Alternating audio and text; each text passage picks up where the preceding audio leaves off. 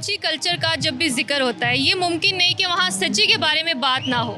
तो सर इस डिश में ऐसा क्या ख़ास है जो इसे इतना ज़्यादा लोग पसंद करते हैं? बात ये कि इस डिश का खास बात ये है कि हम बलूच लोगों के पास जो मेहमान आते हैं, हमारे बलूचा में अक्सर पठान बलूच कोई भी मेहमान आता है उसके लिए खुसूसी बलूची डिश बनाया जाता है। और सज्जी तो हम लोग की रवाज और रस्म है तो वहाँ। यहाँ पे जो बाहर से लोग आते हैं वो भी क्या इसे इतना ही पसंद करते हैं? जी हाँ, बहुत ज़्यादा पसंद करते हैं। बाहर के जो भी आते हैं इसलिए हमारे पास कोटा में वो लेडी सज्जी ज़रूर आते हैं। तो बाहर के लोग इस वजह से भी ज़्यादा पसंद करते हैं कि इसमें किसी किस्म का, मैंने आपको कहा ना, कोई मसाला नहीं होता है, उसकी वजह से भी।